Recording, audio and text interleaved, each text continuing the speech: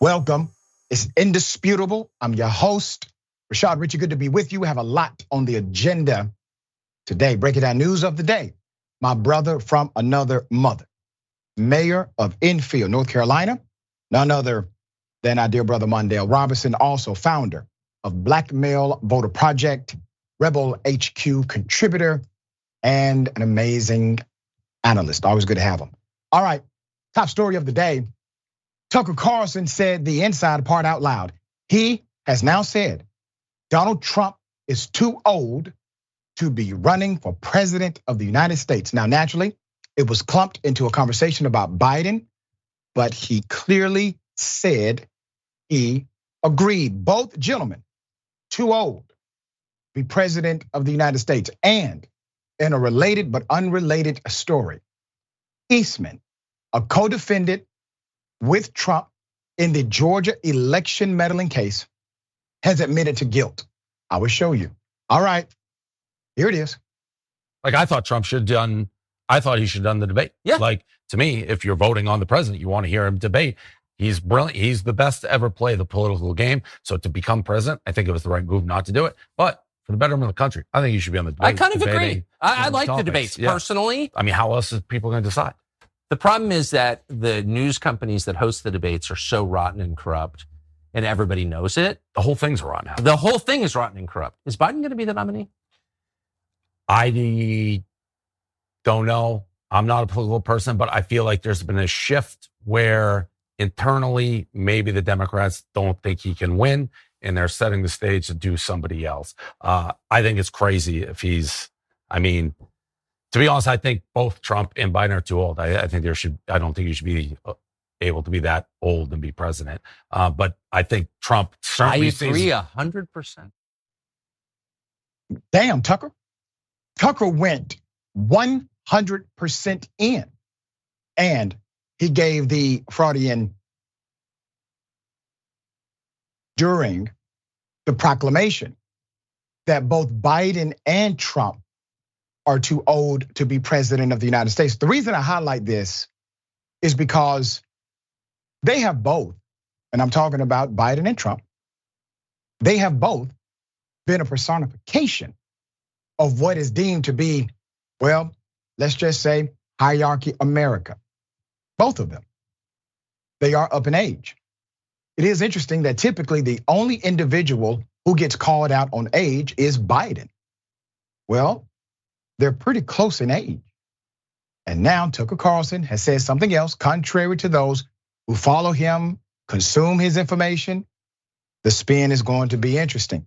All right, so former Fox News host Tucker Carlson agreed with Barstool Sports founder Dave Portnoy during an interview on Thursday after he said that both former President Trump and current President Biden are too old to be president in 2024. Biden is 80, Trump is a young 77. All right. Also, this is what else happened. One of the co-defendants went on Fox News.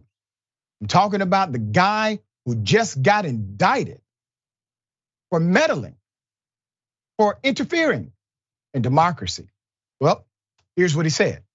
John, and just again to be clarify this, on January 6th, what did you want to happen?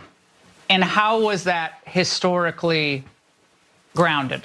In the history of our country, how would that have taken place? So just so the viewers can understand what would have unfolded and how that would have ultimately been constitutional.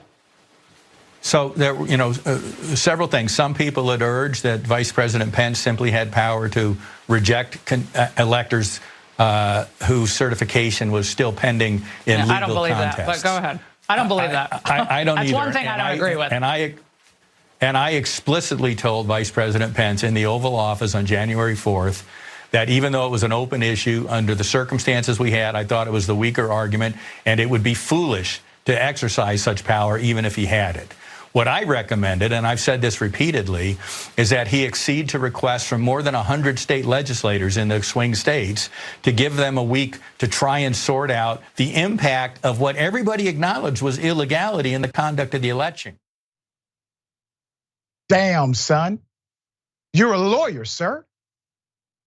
You know you had a right to not say a damn thing. But you did. Pro-Trump lawyer Eastman, co-defendant in the Georgia election case, joined Fox News, Laura Ingraham, for a two-part interview and raised a lot of eyebrows on Wednesday, with comments that many observers interpreted as an admission of guilt, including myself. I will explain. Ingraham posed a question to Eastman at one point in the interview, and just again, to clarify this, on January 6th, what did you want to happen? Spoken like a prosecutor. That is an open-ended prosecutorial question. On that day, sir, what did you desire? What did you want to actually happen? Now, if you answer the question, you have given us intent and frame of mind. It continues. The Guardian's Hugo Lau noted, quote, former Trump lawyer John Eastman says on Fox News that he wanted on January 6th, what he wanted on January 6th was for VP Pence to delay certification from happening for a week. Not news, but in his own words, it sounds like he wanted to impede the certification, end quote. There's more. It's going to sound like that to prosecutors, judges, and juries too, replied lawyer George Conway. A journalist and commentator added, I only want to steal a little of the bank's money. It's not a defense, it's an admission of guilt. So let me explain some dynamics here, which are very important. The reason why Pence had to certify the election within a particular frame of time is because the Constitution mandates that the election be certified within that frame of time. And if you do not certify the election within that constitutional language and context, you now are in a constitutionally undefined territory, which was the purpose. That is what they wanted. Trump wanted the nation to go to a place that was constitutionally undefined, because in those moments, typically, the executive power can start making up rules and you sort out what was right and what was wrong later. So he wanted that.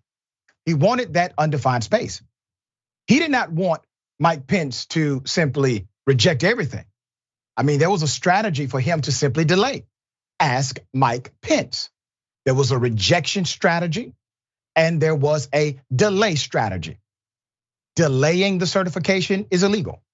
Rejecting the certification is illegal. Eastman just admitted he's guilty of trying to coerce, mandate, influence, whatever you choose to call it, the vice president of the United States of America at that time to delay certification. You already have Chief of Staff, former Chief of Staff, Meadows, admitted under oath that he did, in fact, coordinate the phone call with Raffensperger in Georgia. But he was doing it under the guise of a federal officer. Thus, he should be tried in a federal court. He admitted that he was doing it under the direction of Donald Trump because the man was chief of staff for who? If he's doing it as part of his job, he's doing it as an extension of what Donald Trump wants. Fascinating. Mayor, do you see it any differently, sir? Not at all. I'm over here smiling like cookies, man. Listen, this is unbelievable. The way you laid it out is extremely clear. It's you can't delay, reject, they're both impeding. Impeding on someone's constitutional duties. An officer, a federal officer, is in trouble. You are putting. What I'm seeing is the RICO case. The RICO case for Fannie is being built for her by these defendants. Every time they open their mouths, it seems like they forget this is not Fox News TV show for a Republican popularity contest. Donald Trump's not gonna save you. These men are setting themselves up to go to prison. And we know John Eastman was this little known lawyer, but became famous after he did the Eastman doctrine. Yep.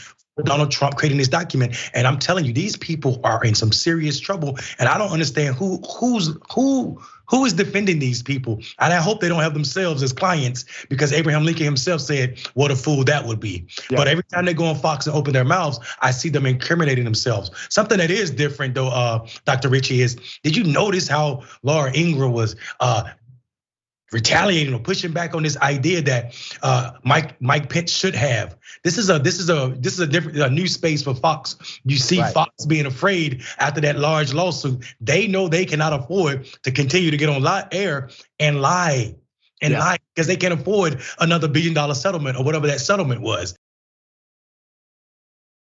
Nurse made a decision to deny a dying man treatment. The man dies, right? There's an investigation. She's allowed to keep her license. And then I told you that the dying man was an incarcerated individual. Then you see the picture. Put up a picture full mass.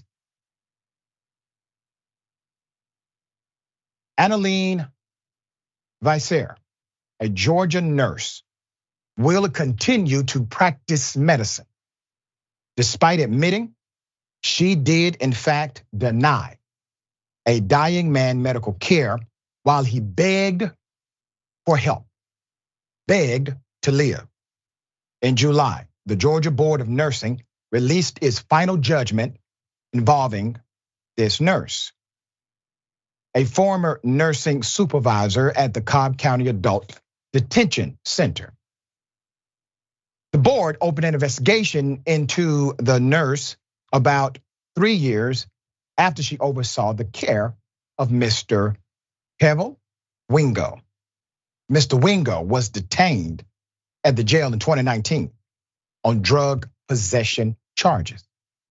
Let's go to the security snapshot that we have. So there's a security camera, there's a video inside the jail that captured Mr. Wingo begging medical staff. I mean, the man is pleading, begging medical staff to help before he died.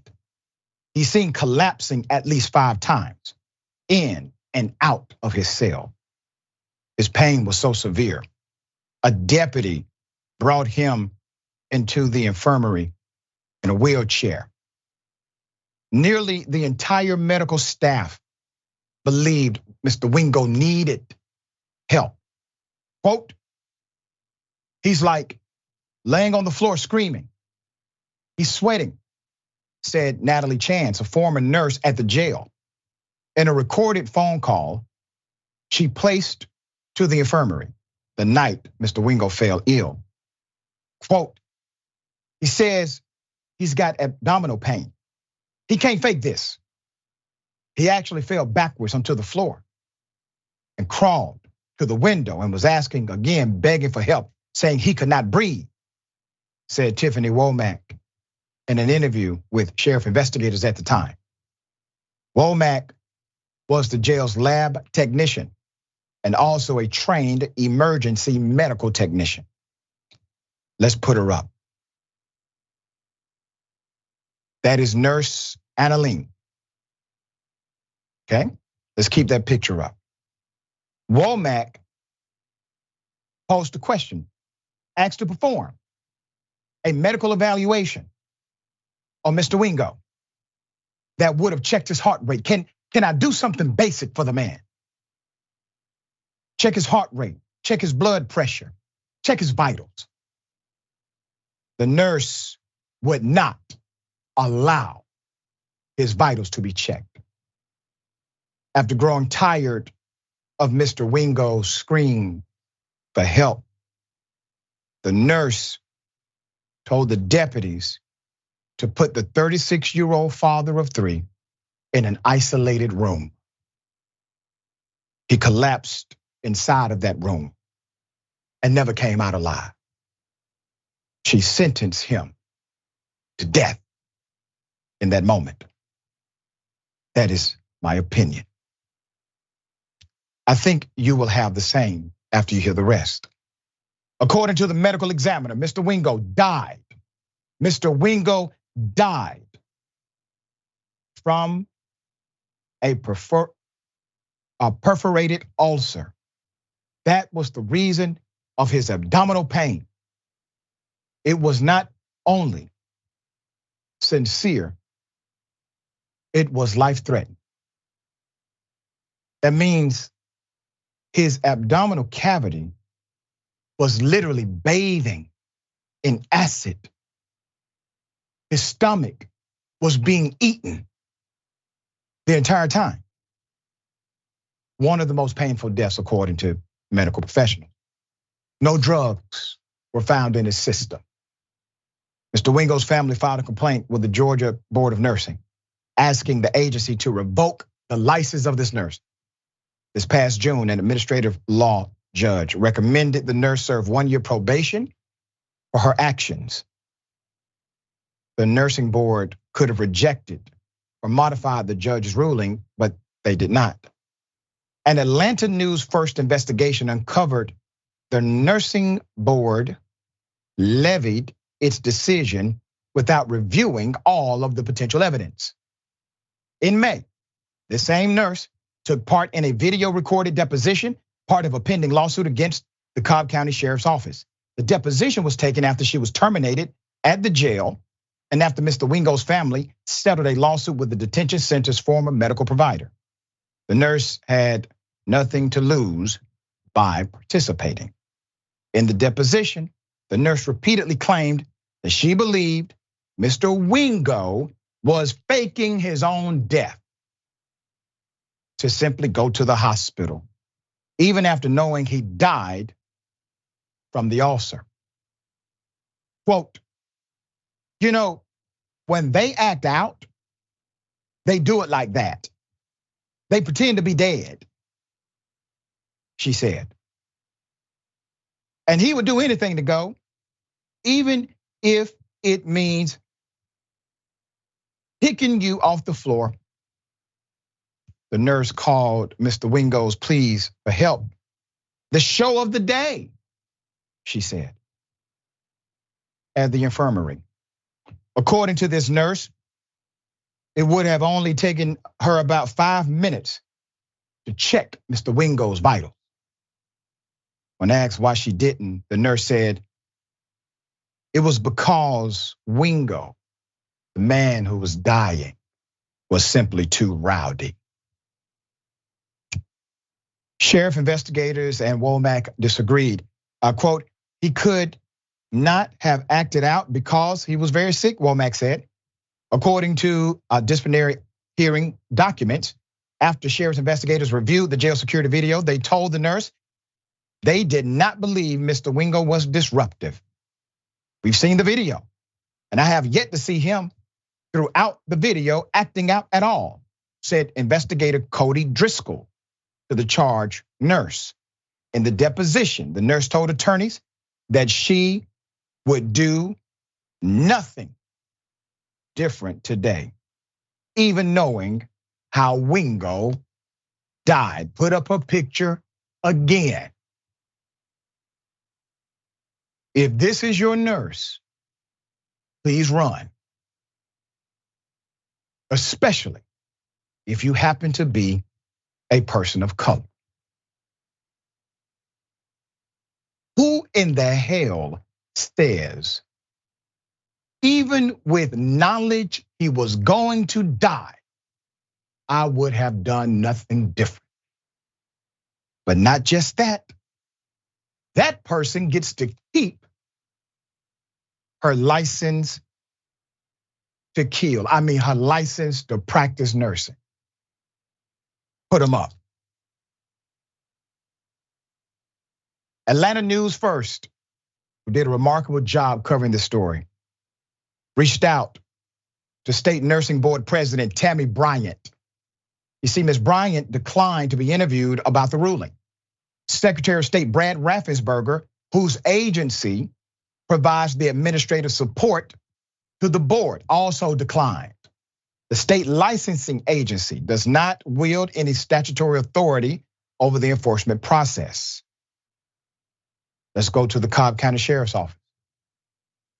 Now, we'll say this about the Cobb County Sheriff's Office. They made it clear they saw no disruption. They contradicted the narrative that was first presented. The Cobb County Sheriff's Office denies any liability in Mr. Wingo's death and shied away from responding to the nurse's actions. Quote, while this incident occurred under the previous sheriff, it does not change the painful experience of Kevin Wingo and the Wingo family. Sheriff Craig Owens said, as a sheriff since 2021, I have prioritized respect and care for those under our watch. And I can say, I've met the sheriff. I think he's a fine gentleman. Now, we have a problem. Okay, to the nursing board. Maybe you look at it and say, okay, she made a bad call. But then in the deposition, she had nothing to lose.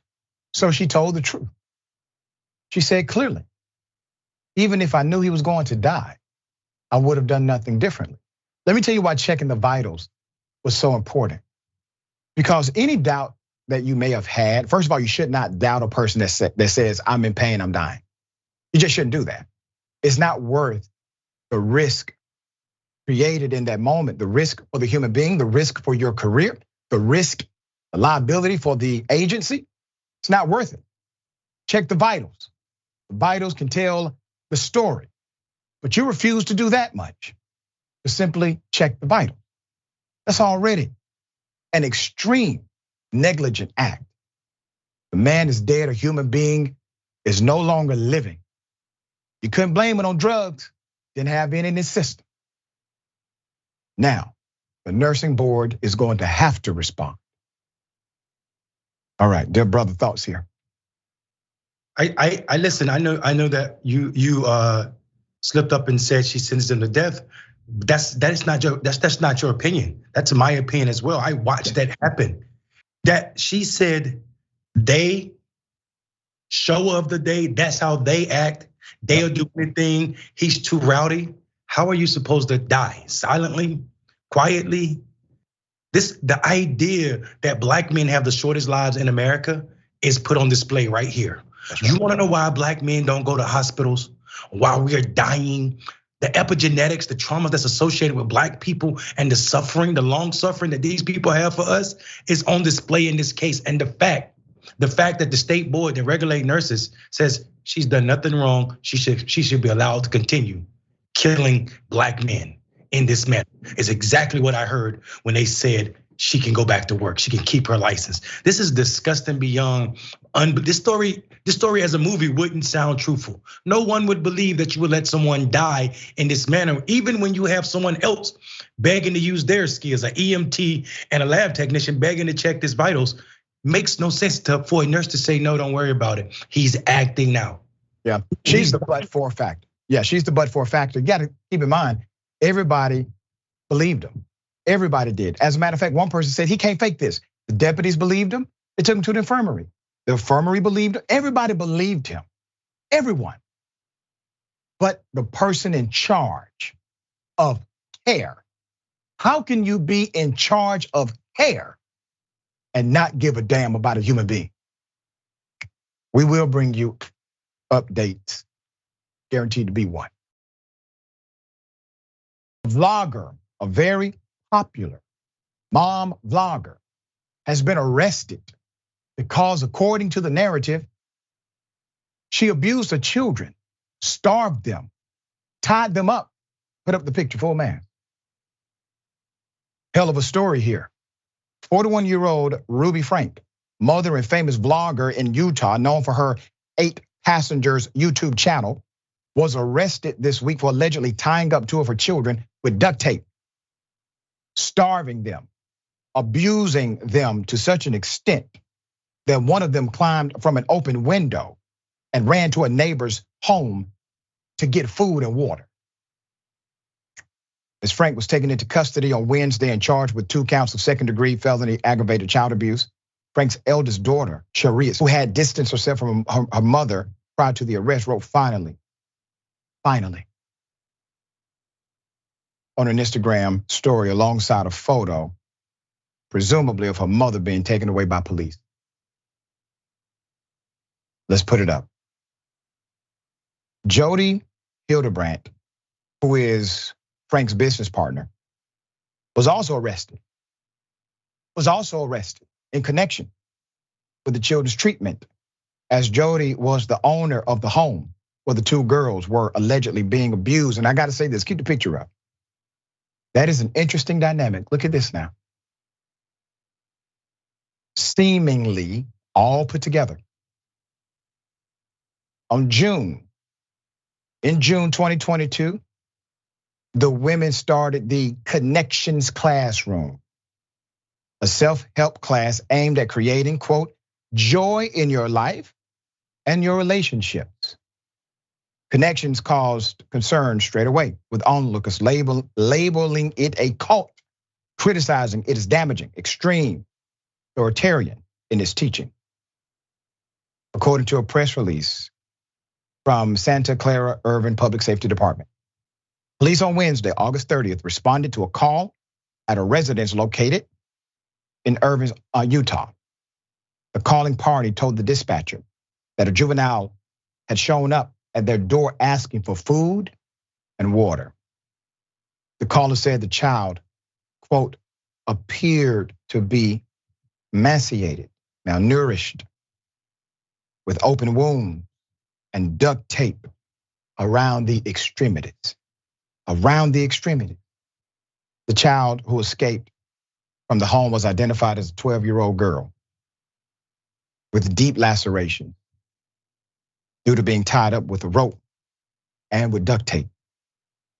The 12-year-old's condition was so severe that the emergency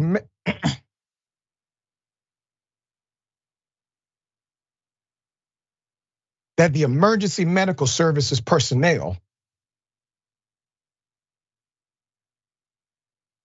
were dispatched to the scene and examined the child before transporting them to St. George Regional Hospital for medical treatment.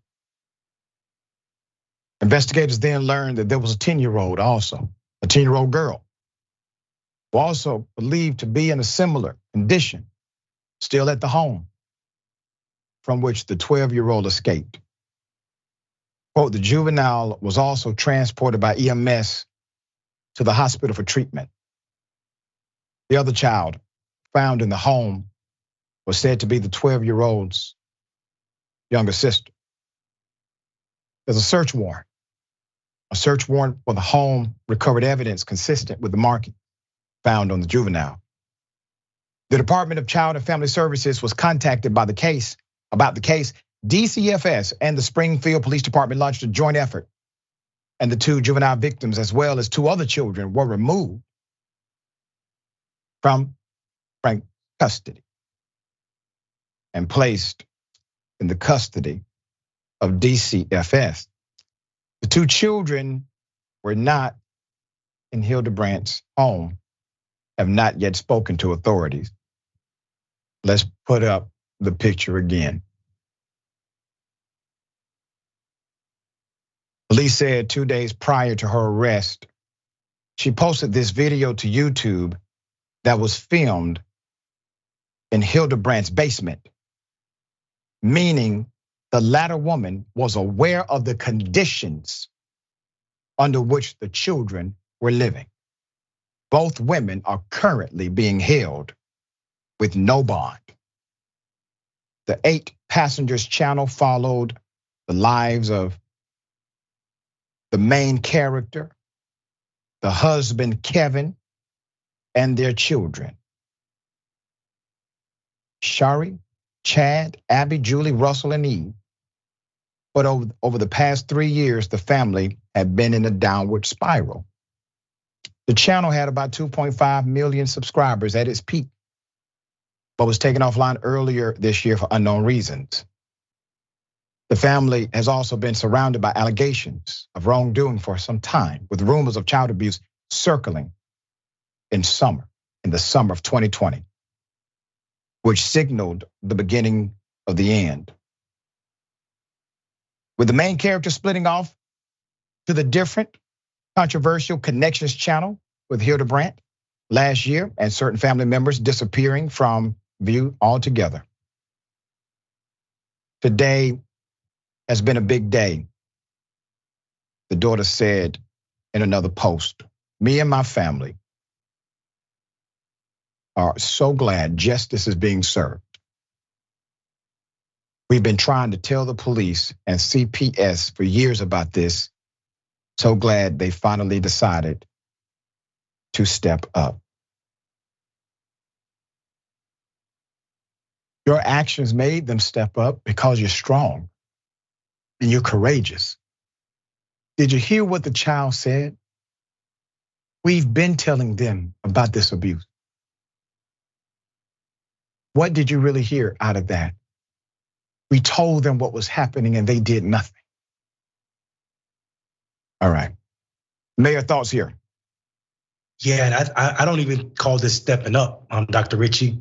You have to act when these children show up at other people's houses in this condition, right? As first responders, you're obligated to do something. And the fact that no one listened to these children, just like you said, you should never take the risk of not listening when someone is in medical facilities or dealing with like children. This is I can't even fathom that this is reality. I remember in 2010 when the internet online chats were taking off, this Korean family did something similar to this. They left, this man and this woman left their child while they went to online cafes to raise an online child and starve their kid to death. These people should be charged to the utmost. This is unbelievable and disgusting behavior. That's right. Examples need to be set against people like that. I still want this because I'm already going to do this. I'm going to talk to corporate. It's okay. How dare you submit it? Because all I asked you to do is unlock the bathroom. Oh, excuse me? Give me my money right now, and I'm a corporate phone number. That's all I want from you. Oh, okay, so you refuse to give it to me? Not a problem. I asked you for corporate number. I just want to give me corporate number, please. I would like corporate number, please. You really? You work here? You don't know? You don't read a handbook? You don't know corporate number? Don't you have to sign off on stuff? That's okay, because I have your picture, I have the receipt. Just give me my money, and we're good to go. Actually, I want to be famous, right? There you go. Continue on. You got Corporate number. I just asked to use the bathroom. I asked to pay for it while you were sitting there doing nothing but blending. Because you have to become a customer and not use the washroom. That's quite alright, sir. We do not offer Your boss Just will make talk my to you smoothie, apparently. You just don't get it. I just asked you, I have to pay for this beforehand. Exactly. You refuse. That's it. Give me my money, be done. Yeah. You gotta pay for it. Give me my, and that's why I offered to pay for it. Exactly. Why you stood there and did nothing except for press a button because apparently you're intelligent. That's why you work. Yo, $10 an hour. literally, last year, 2019, was like that too. Let's go. Give me my money. Shake them out and do your job. That's all you know how to do. Damn. That's why you work for somebody. Happy New Year to you, my brother. Give me my money. Happy New Year to you, my brother. Happy New Year, awesome, yeah. I'm sorry it's starting off for you like this, man. I pay for it. Give me my smoothies or give me my money. Yeah. It's your choice. Damn. My lady. You cannot get between a Karen and a smooth. Put up the picture full mass. I thought this was interesting for a number of reasons. Came across it recently online. Karen was trying to belittle the cashier. She freaked out at a smoothie restaurant.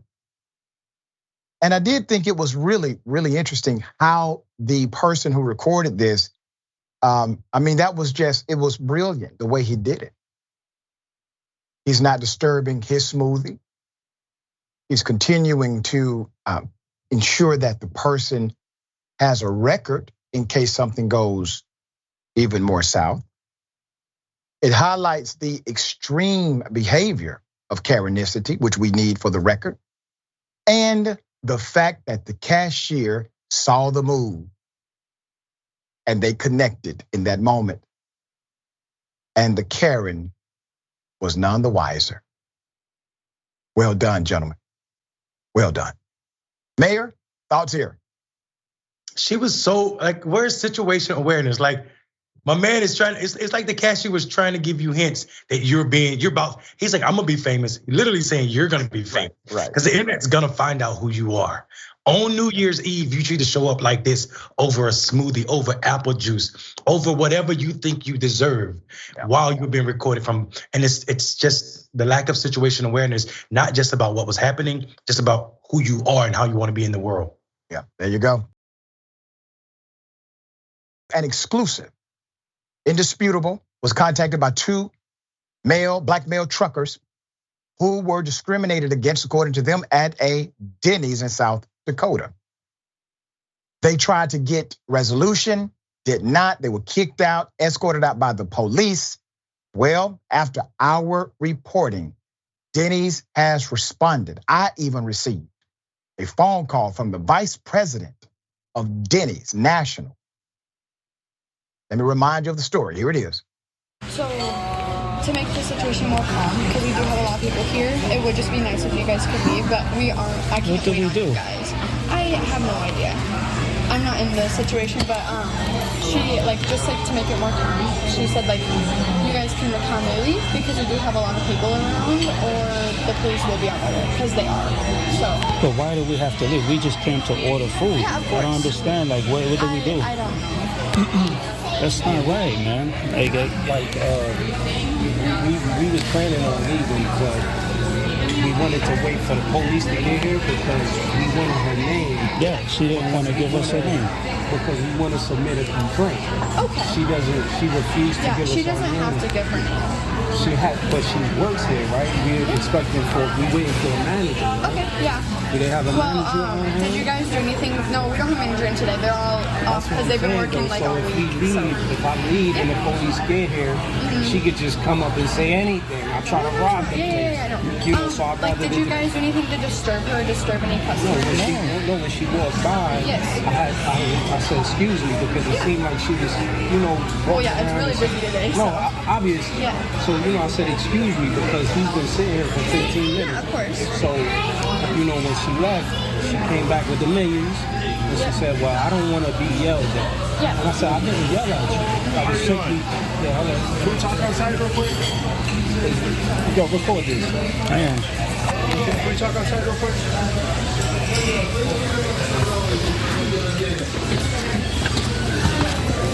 Just outside here. Wow. It's crazy. They're refusing to serve us. That's crazy. That's crazy. They're refusing to serve us. Let's put up the gentleman to remind you that these two men had the police called on them and service refused. Mr. Damon Whitfield and Mr. Hector Madera pulled into a pilot truck stop in Sioux Falls, South Dakota to shower and grab some food. When the manager who refused to take their orders called the police to remove them from the restaurant. All right, let's put it up. After the incident, they called the corporate Denny's number to explain the situation and claim they didn't even receive an apology at that time, okay? After our reporting, Denny's reached out to Indisputable stating, quote, Denny's has a zero tolerance policy when it comes to discrimination at all Denny's locations. We embrace diversity and foster an inclusive environment where every guest feels welcome. A member of Denny's leadership team has been in contact with these two valued guests involved in this restaurant visit to ensure They know the situation has our full attention. It continues. We are actively investigating the incident report at Denny's in Sioux Falls, South Dakota. At the conclusion of the investigation, we will take appropriate disciplinary action. That is from Chris Garvey Graves, manager partner of Finn Partners, looks to be like a PR and marketing firm, okay?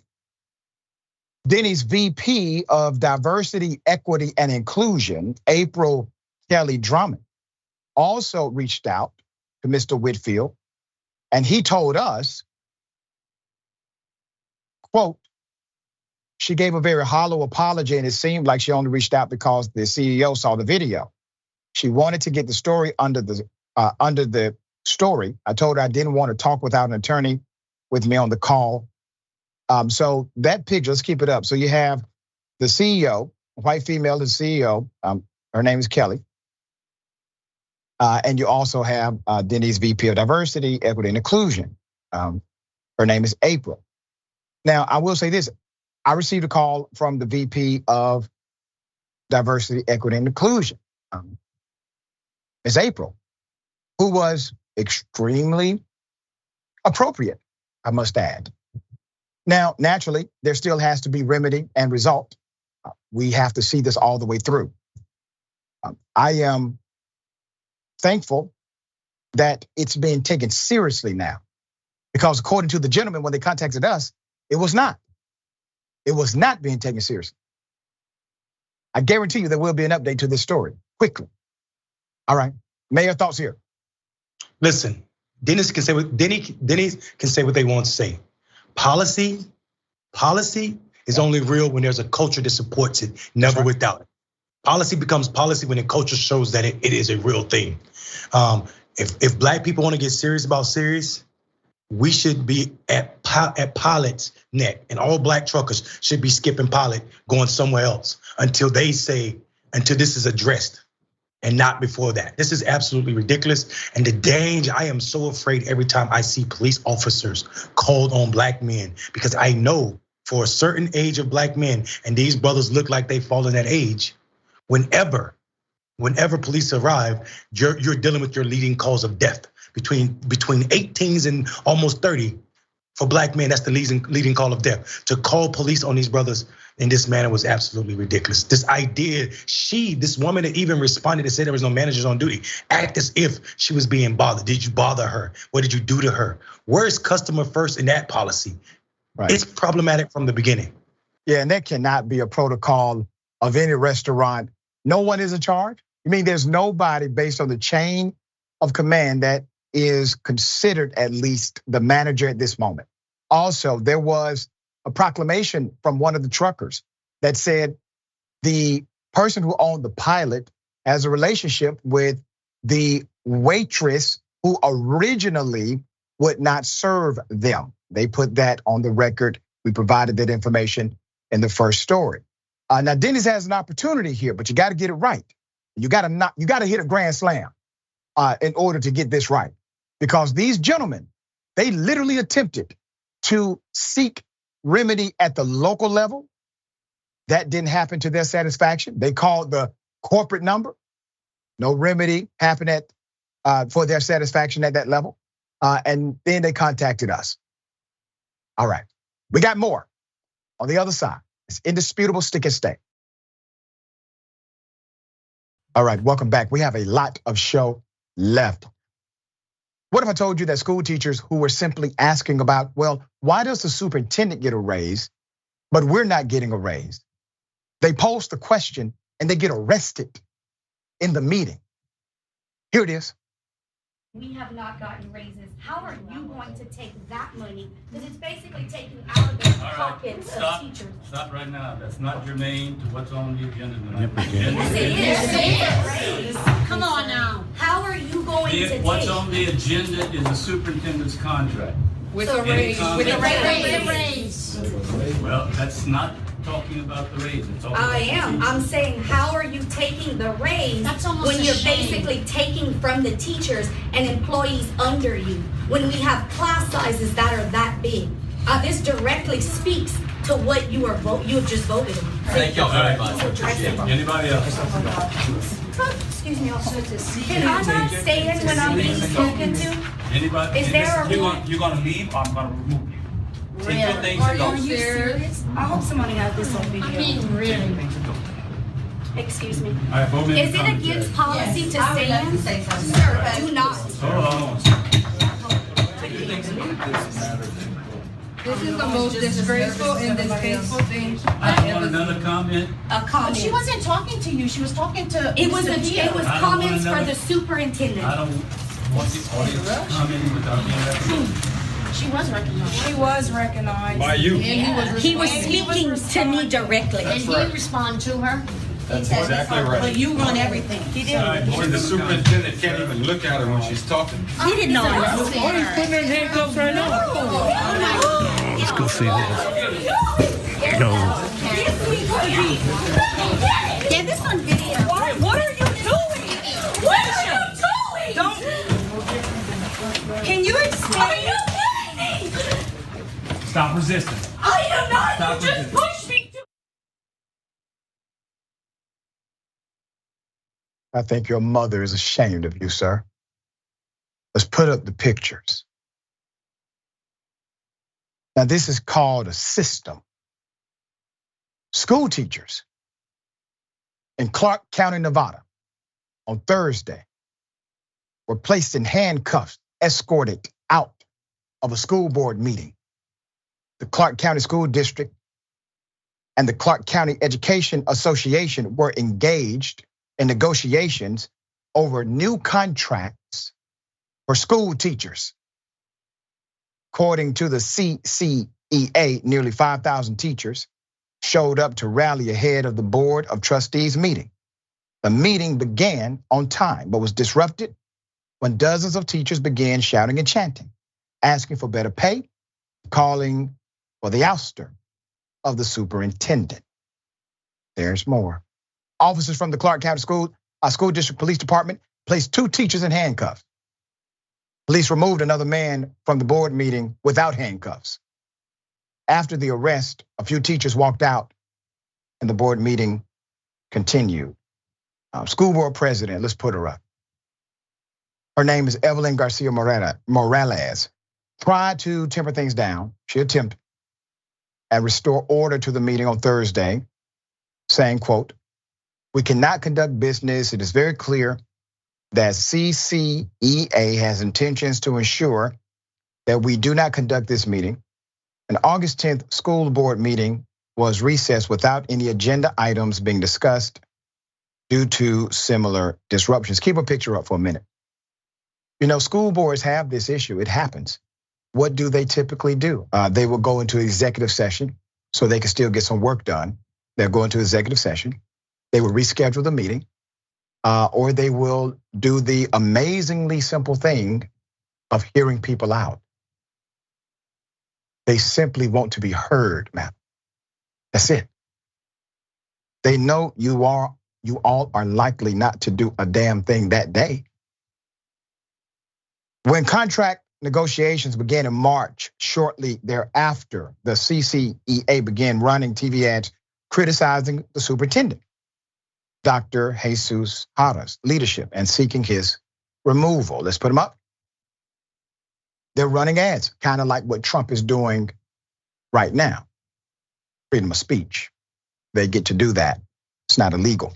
CCEA President Mari Naesis said, quote, "If we're in the business of providing instruction, then we need to ensure that we're doing everything we can to retain our educators and to recruit educators here." I agree with you, ma'am. Having educators arrested because they posed a question about another man's salary increase when they are getting none is a valid damn question. I agree with you 100%. This is not going to work out well for the recruitment of new educators. Who wants this mess, right? One elementary school teacher said the offer, CCEA is proposing is transformative. Right now, teachers aren't making it. Marie Hope Barros, a teacher at Barbary Elementary School, said, quote, "You're going to school, but you're not able to pay your rent. And so we're just asking for the wages that we're due to make rent," end quote. Nevada lawmakers made a historic investment into public education this past legislative session. CCEA is hoping to use that money for teacher salaries, asking for a 10% increase in the first year and 8% in the second year. CCSD has countered, offering in its latest proposal 8.5% the first year and 2% the following year.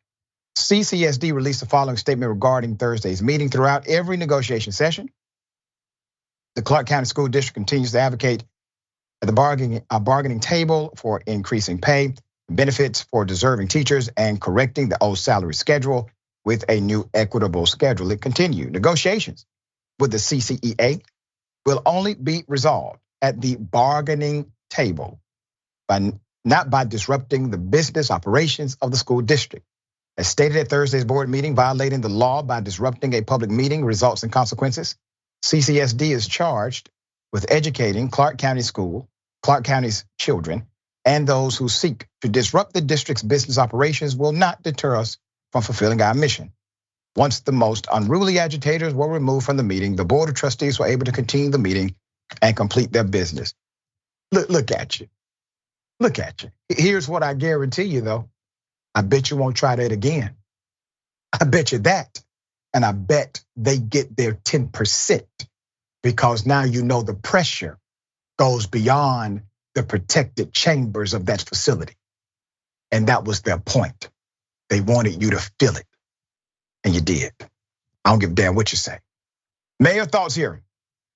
I listen, teachers being handcuffed for asking about a salary is benign. I can't even wrap my head around the fact that we watched this officer, and like you said, his mother is very disappointed in him. His anger, his attitude was aggressive from the jump.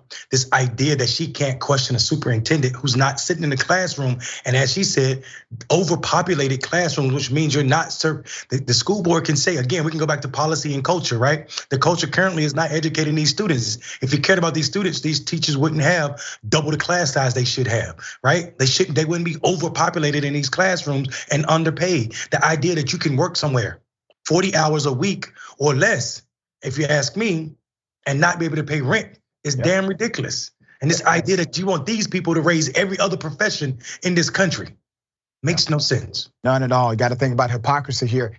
They're talking about giving a raise to the superintendent, taking money out of the pot that could go to ensure that they get their 10%. You're already at 8.5.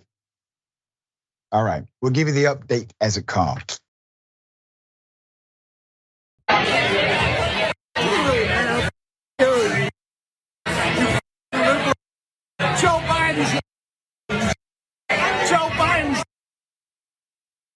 Joe Biden's.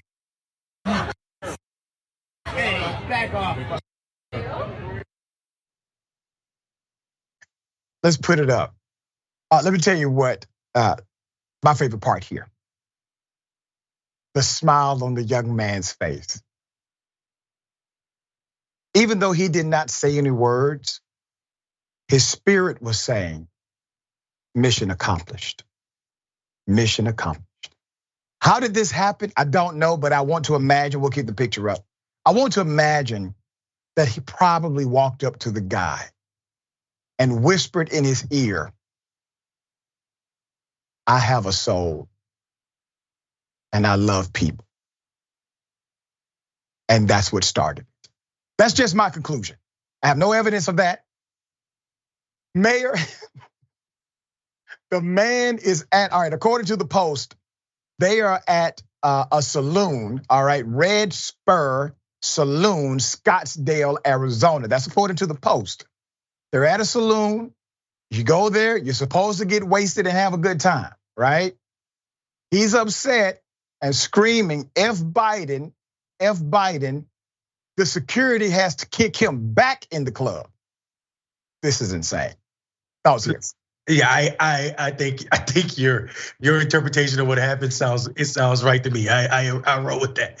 Yeah. This is the anger that we see from these Christian patriotic, Trump supporters who really don't display any Christian behavior, that don't show any patriotic behavior. It's just anger that their white candidate, their whiteness is being questioned, and how dare you question our whiteness at all? Yeah, the privilege runs deep, and it seems like oppression when it is checked. All right, dear brother, always good to have you on the program. Tell people how they can follow you, check out your great work. Yeah, I'm on Rebel HQ 4 days a week, and also at Mondale Robinson everywhere on social media. Doing a great job, my friend. Always good to see you, brother. All right, we got more. The bullpen is next. Stick and stay.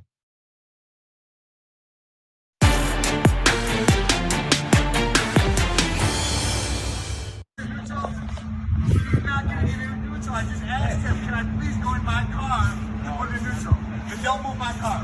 I'll have another tow company come and I'm gonna press charges. No.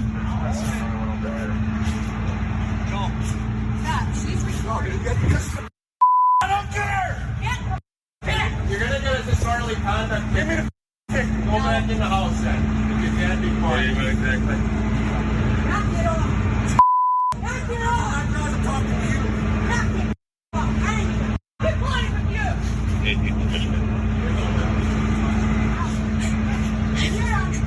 As long as there is no one there.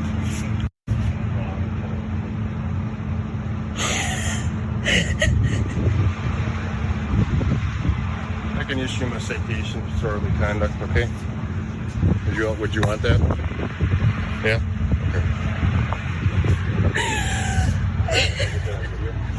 Okay. You want to send that to me if you can? I'll put it with the ticket. Indisputable covered this as an exclusive. The man was yelling racial slurs, calling the young lady the N-word. He had driven a car, basically, a car into their property, damaged their property. Police come, and you saw what unfolded. We have on the show Miss Rhonda Ronsman, who was the victim of this and other incidents that we'll talk about. Wish it was under better circumstances. But Ms. Ronsman, thanks for being on the show. How are you? Thanks for having me. It's hard to listen to that. Conjures up a lot of feelings. Sure it does. I'm going to do my best to help navigate with you through this. Okay. You stood up for yourself. You told that officer, yes, you want to press a disorderly conduct charge, or whatever the offer was. To me, it should have been much more stiff than that. But can you take us through what happened that day? Absolutely.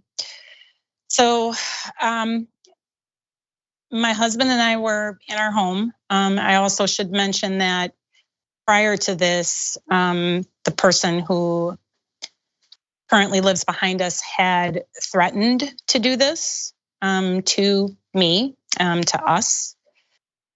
So as we were sitting in our home on July 30th of 2022, when we heard a loud crash and a thud, I knew right away who it was. I didn't expect to see what I saw. And my husband ran outside.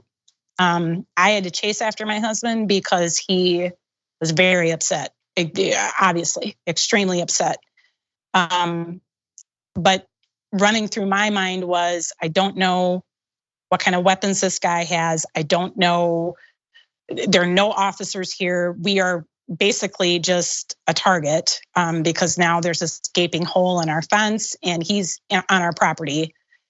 And I came outside, and when I saw Mr. Wise get out of the vehicle, I said, what happened? And he looked at me and said, I hurt my leg, but my neighbor is worried about her house. So that was about a half hour to 45 minutes before the video that you saw. And that particular word was uttered probably over 20 times throughout the course of that time frame.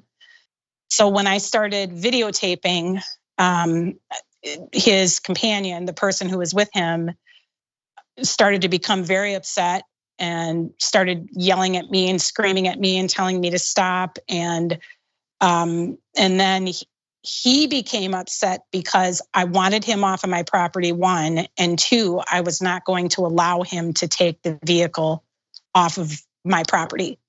So as he continued to lose control over the situation, he started to become much more upset with me, which makes no sense. He shouldn't have been upset with me at all. But my personal feeling is that what he did was intentional. And what I also feel is that since that time, I have gotten a restraining order as of October of last year.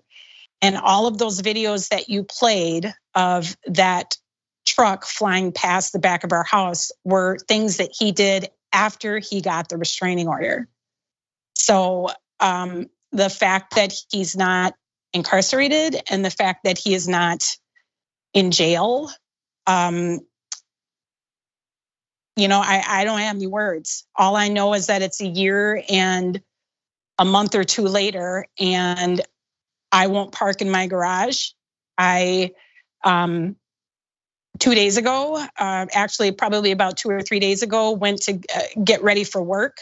Every time my husband leaves the house, I lock the screen door because I'm afraid he's gonna break through. And I literally came out of the shower and I could only imagine him seeing his face standing in front of me, and I just started to sob. So, this is no way to live. And I felt like I had no other choice but to share this video with you because I don't want anybody to get hurt. I just want it to stop. And I don't just want it to stop for me. I want it to stop for America, and everybody should be offended by this. It shouldn't just be a black or white thing. This shouldn't be allowed in America. You should want to get involved in helping stop this. You speak true. You speak true word. This is not a black, white thing. This is about decency. This is about care. So let me go back to something you said. You said you think what he did was intentional. He said it was an accident. He told our producers it was an accident. I injured myself. And basically you made a big deal about something. Now we see the damage. Right. I don't think a big enough deal was made. I don't understand why the officer didn't come, put him on the ground and take him to jail immediately. So you said intentional because he threatened to do something like this. What was the nature of that threat prior? Well, there's a couple things that I want to mention in terms of it being intentional. First of all, the restraining order was given in October of last year, and this happened in July. So the reason why the restraining order was given was specifically for this incident. So it wasn't just me who believed it was intentional and that his behavior was harassing and threatening. It was the judge who actually issued the restraining order as well. The other aspect of it was the conversations that I heard him have with other neighbors. One in particular where he became upset when he saw us building the fence. And he mentioned to another neighbor that he was gonna knock the racial slur down, that he was gonna knock the fence down. I don't understand how anyone could, if you're making that kind of a threat and then your fence comes down, which isn't an everyday occurrence. Right. You pretty much just put two and two together and you come to the conclusion that somebody wants to hurt you. Why did this insecure shell of a man get upset about the fence, at least in his estimation? Do you know? You know, the only thing I can do is speculate. I don't know how that kind of mind thinks. Right. I was explaining to your producer earlier that in the restraining order court event that we had, when he was trying to explain to her why he said the N-word, his word was that he was brought up to believe that that word means ignorance and has nothing to do with color. So somebody who feels comfortable saying something like that just has no line. And I believe that when he has situations where there are, you know, my mom raised me and she raised a strong woman. And I think when people who are strong, especially people who are of color, who he obviously does not respect nor does he like, are taking a stand. We built the fence because he was destroying our property before we built the fence. That when people are taking a stand, that they feel that they have the privilege and right to cross those lines. In our original reporting, we did show how after the restraining order was established, this neighbor would pull his truck up right next to the home, pause or stop, and then spin off, right? Creating a dynamic that is a nuisance, trying to intimidate, etc. All right, playing games. So at this point, obviously this individual has not really received a clear message that Correct. He is to leave you alone, to stop this kind of action. Have you tried to enforce that as a violation perhaps of the restraining order, at least in spirit? I have actually shared all of those videos with our local police department. Okay. And you know, the only thing I can tell you is that what they've told me is that that is not a violation of the restraining order. When I read what's on the restraining order, to me, it looks like a clear violation, especially with the repeated times that he did it. Yeah. And I don't mean to interrupt. I just want to ask you a question. Have you gone to the judge who signed it or called the clerk of that court to see if you can get redress back in front of the judge? That I did not do, and I did not know I could do that. You can. And I will. Yes, you can. Typically the clerk, depending on their jurisdictional standards, the clerk will be able to usher you through that. Okay. To have an evidentiary hearing about the restraining order. So there's a dynamic here. Obviously, you have a husband, and your husband wants to protect you. He was very angry when this happened. You had to run after him. You don't want anything bad to happen to you or him or anybody. You just want to be able to live in a peaceful environment. Correct. What has this done as far as changing dynamics with how you all live in your community? You know, I think it's changed the dynamic, not just how we're living in this community, but just in general. I often cry when I tell this story, so I'm probably going to cry when I tell it now. But it's okay. When I was in that video that you saw, that 1 and 32-second video that you saw, when you see me kind of turning around and videotaping the different aspects of my backyard, and I'm trying to kind of look for a place to go. One of the reasons why you see me doing that is because I felt so alone and helpless. And I also felt terrible for those kids who were standing there, because as we know, racism is a learned behavior. That's right. I could see the kids looking at me and almost like they were trying to figure out what was going on. And to see that my husband was witnessing something that he had never seen before, and seeing the fact that his that we were experiencing this horrible incident was just heartbreaking. Now, as far as my husband and I are concerned, what I can tell you is that he and I are rock solid. We are much closer than we were before. And part of the reason why we are is because, it's how we've always been, but since this has happened, we realize the importance of really being a strong front and a source of support for each other.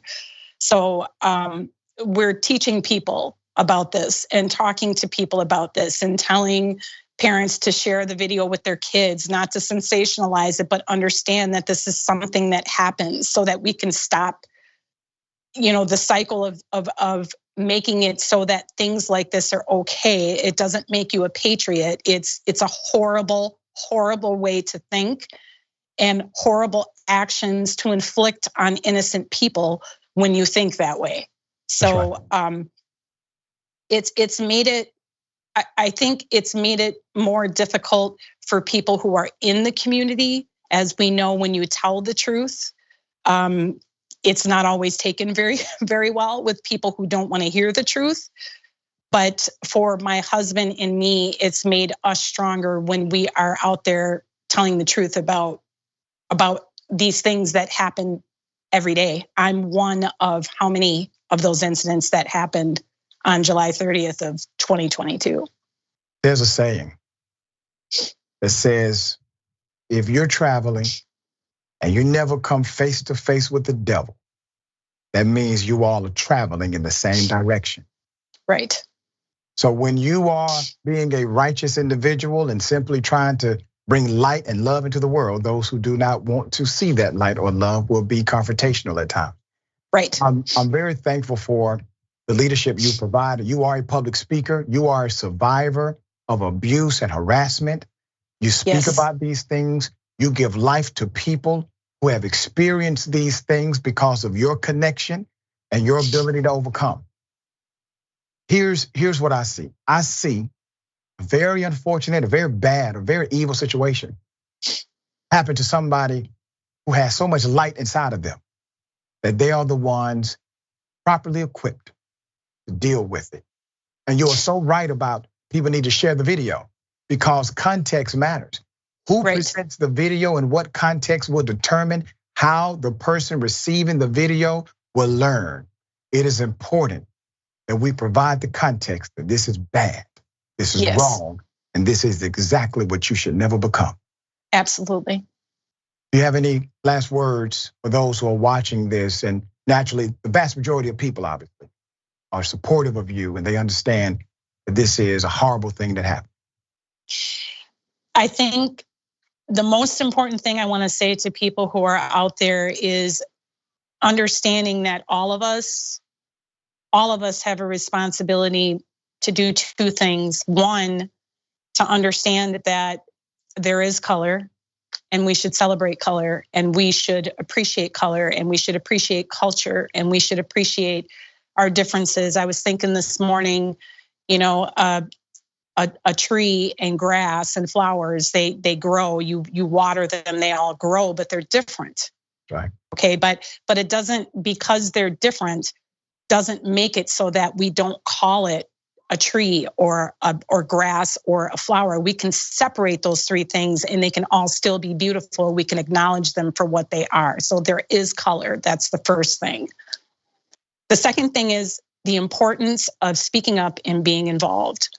One of the things that I learned about being biracial, which I am, I was raised by a Black mom and a white father, is that there is a certain amount of privilege at times that comes to me because I look different. And many times people feel a certain level of comfort talking to me about racist things that they think that somehow I'm going to be okay with because I'm not quite all there. And my response to that is, what are you doing? What are you saying? That's ridiculous. I'm Black. First of all, even if I'm not Black, why would you ever say that? It's important for people to understand that as an American, as a Black person, as a white person, you have a responsibility to speak up and defend your fellow man, even if you've never met them. That's the only way this is ever, ever, ever going to change. That is so true. That is so true. It doesn't take place by some leader standing at a podium. but the leader that's in the conversation. Thank you so much for everything that you do. Ms. Rosman, we are appreciative of your leadership. Thank you. Thank you. All right. Remember, take care of yourselves, take care of each other, take care of the planet. Remember, the truth is always indisputable.